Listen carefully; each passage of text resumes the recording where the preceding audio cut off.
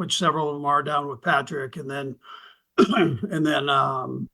in Texas. So it gives the guys a little more time away from here, but at the same time getting some of their off-season evaluation work done, and the opportunity to move forward into this next season. As far as Rashee Rice goes, his situation, I'm leaving that like we've done most of these, just for the law enforcement part of it to take place, and then we will go from there with that. So you can hold your question. I have had an opportunity to talk to Rashee, and I'm not going to obviously get into that, but anyways, that part that part has been excuse me, has been gone through. So anyways, well, really with that, time's yours here. Thanks, Coach. Let's go ahead and start with Matt Derrick. Hey, Coach. Couple of quick questions for you. One, just a housekeeping question. You mentioned at the Combine that Ken Flagel had retired. Any other changes on the coaching staff? Yeah, so that's a good point, Matt. So Ken Flagel did retire. We were able to move Rod Wilson into that position. Alex Whittingham likewise will take a little bit bigger role from his position. We hired Louis Adazio and that quality control position there on defense. And Louis got a bunch of experience coaching. He also adds a flavor that he's been an offensive coach, a line coach, and at the major college level, and that'll give us some good productive information for the defense going forward. So able to add good quality into the mix here. We'll go next to Adam Teicher. Hey, Andy. I know you talked about Rashee Rice's legal situation. I'm not asking you about that. I'm asking about his football situation. Just curious what his status is right now. Is he participating as you guys get this started? And will he be participating when you move into the next phase and move it back to Kansas City? And Sid, I'll have another question as well. Yeah, so there's no real participation other than by Zoom. So he'll participate in that.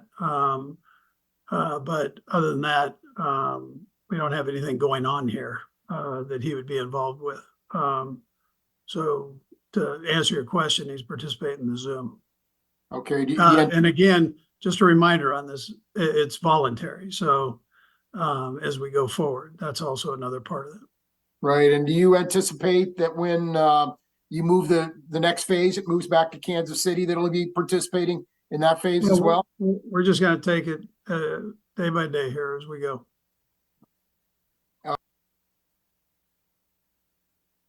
Say it one more time, Adam. I wanted to ask you about Hollywood Brown and Irv Smith.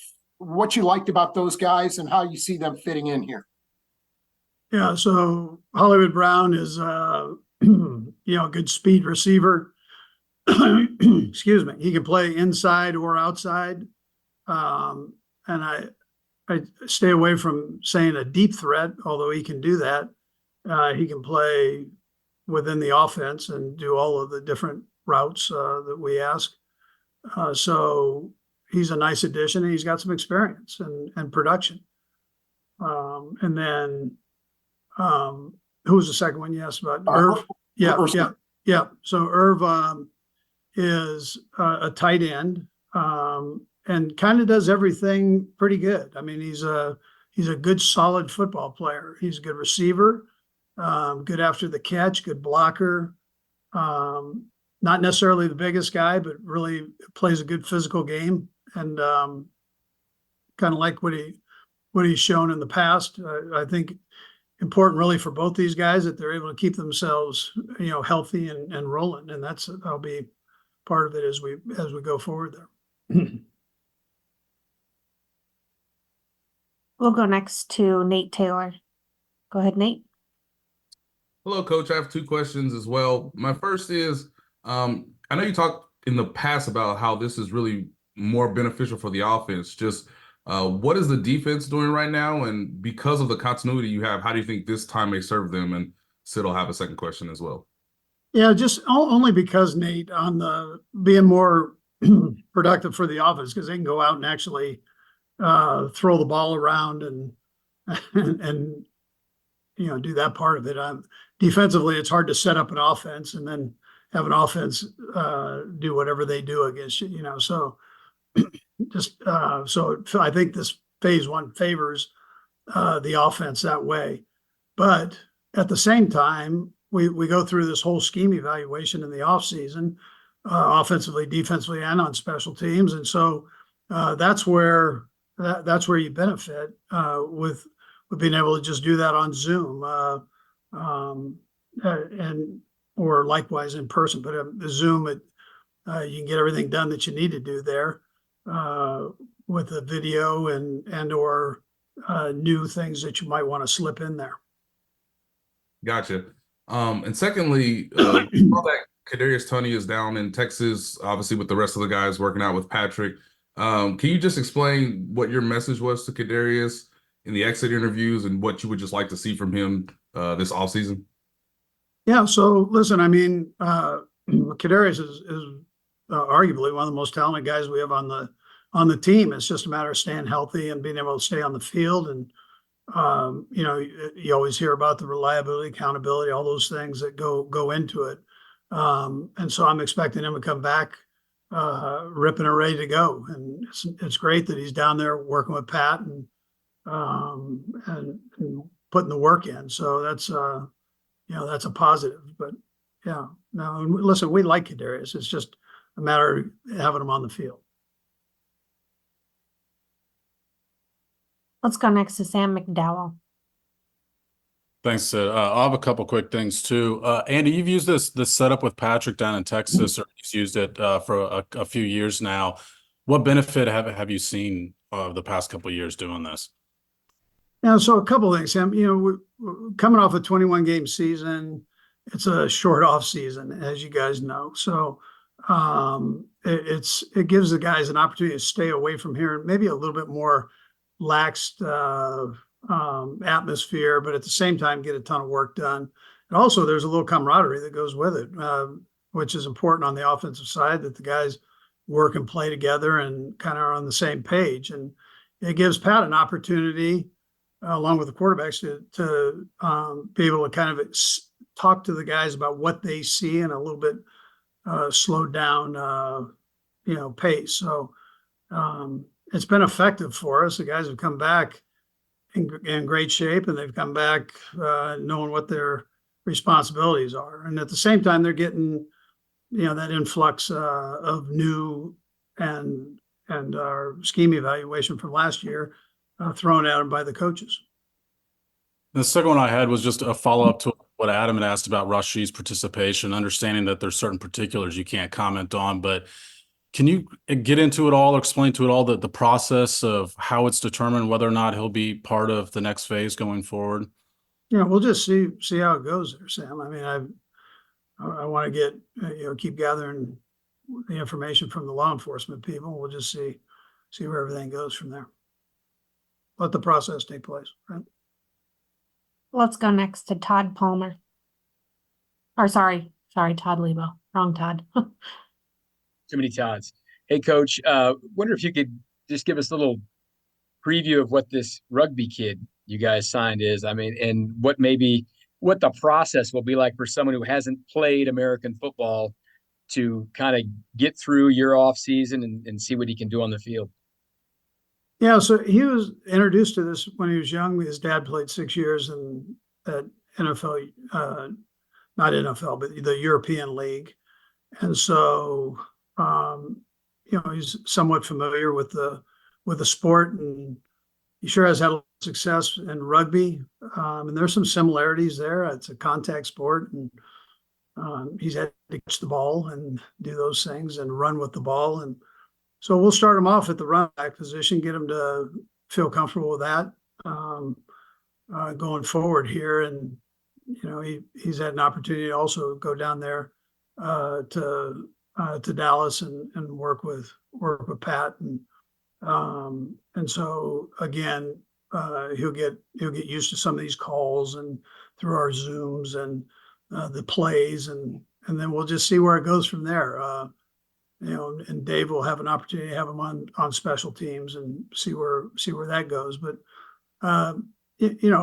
that's not an easy transition, but he seems to be wired playing competitive rugby since he professionally since he was 17 years old. So he's sitting there at 23. He's had a pretty good career with that, and kind of understands the professional game and the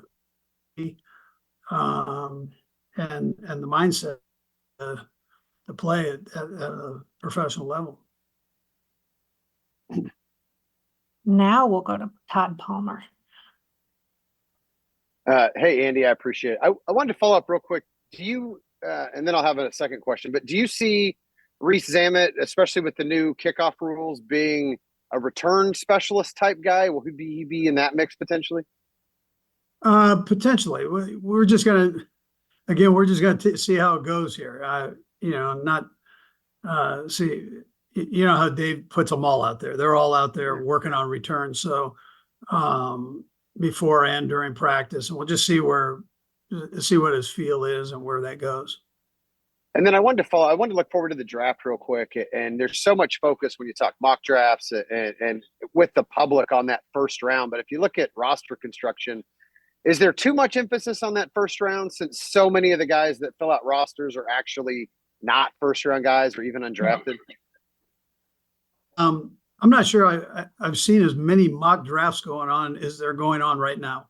I mean, I know, but it's an amazing amount of mock drafts out there. And I got to give the guys credit. They're all a little different. Some guys are onto their third first round mock draft, doing that. But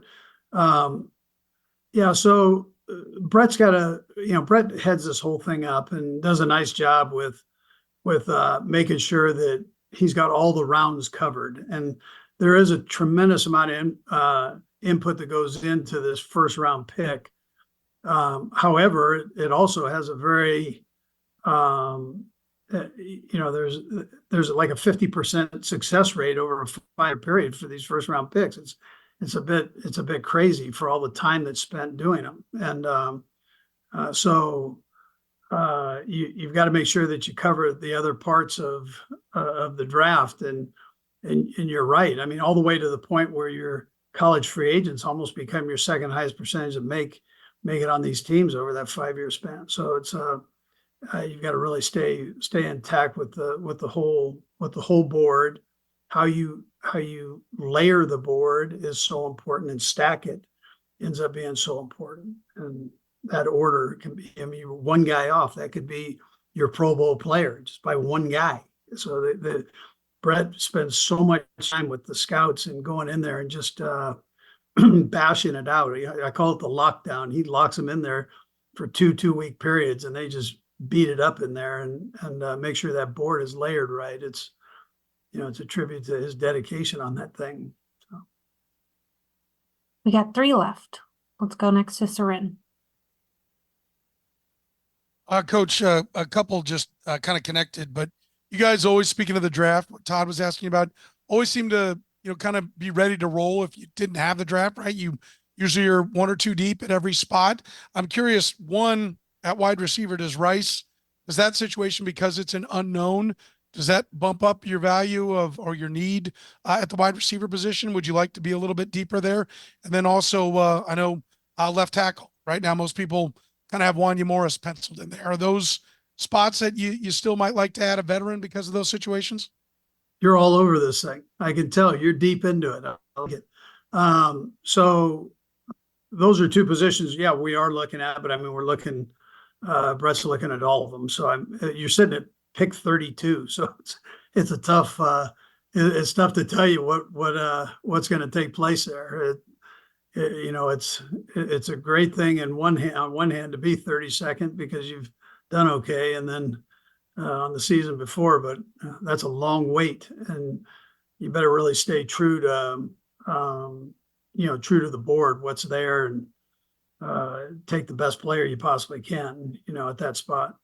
So, but, yeah, I would tell you those two positions he's looking at, but he's also kind of going through everything. So we've got spots and depth that we could use really everywhere. And then, we'll just see with the whole Rashee thing, how that goes. But, we should have, when it's all said and done, we should have players in there ready to go. Let's go next to Pete Sweeney. Go ahead, Pete. Coach, just following up on Seren with the left tackle position. You guys were able to get 4 starts out of Wanye Morris as you look to build the roster for this year. You feel a lot of confidence about him if he did have to start a left tackle, and just generally, how are you feeling about that position? Yeah, I thought it was, Pete, I thought it was a good introduction for him. Coming in and having that experience of playing in 4 games. He has even a better feel now for this offseason and what's going to be expected of him when he gets back and is put in that spot. So, so there's got to be an improvement. There's got to be an urgency there, which I know he feels. So he's back in town here and working. So he's and when he wasn't here, he was down in Dallas working out. So he where a lot of players go, quite a few offensive linemen are down there doing the same thing. So he was able to get in that mix and work with those guys. So it looks like he's in pretty good shape right now. And I think he understands, what it takes to be an every down guy at that spot. But again, there'll be competition, and he's got to make sure that he takes care of business there. Last one quickly to Darren Smith. Thank you, Sydney. Good morning, Coach. All right, Darren. So 2 questions for you, and I'll make it quick. Are you finding more value as we're approaching the draft than what you all have done, being, I guess, active but not too active in the free agency market? I know you brought in Hollywood and you brought in a rugby guy and you re-signed some of your players, but are you finding more value in this upcoming draft than some of the free agents that are still out there? And then I have one more for you. Yeah. So, we feel comfortable with what we've done there. With the free agency, Brett's always going to keep his eyes open on that. Does a great job in that area. And I would tell you this part, Darren, the ability that we've had to bring guys back here, the quality of the guys that we brought back here, I think is a real tribute to, Chris Shea and his position, his new position now, and his guys. So, and then Brett for going out and getting in. We always thank Clark Hunt for this because it comes out of his wallet. And he's been, he's, like I always mention, he gives us an opportunity to win and in that area. So, Chris Jones, let's not slight that one. That's a pretty big one. And Dana is big in the same position there. Nadi coming back is big. That strength up front, I think it all starts there and becomes very important for us as we go forward there. So, and definitely, of course, we looking at 3-peat as well. When you're and one last question, this is about Rashee. Knowing what you've seen, the videos, the reports, everything that's come out of your conversation with them, do you and the organization, do you all still put trust in Rashee with his decision making and everything? Well, yeah, listen, as long as he's learned from it, that's it. That's the important part of it. And, we'll take it from there and see, see what takes place. But right now we're just kind of gathering everything and trying to make sure we have all the bases covered there.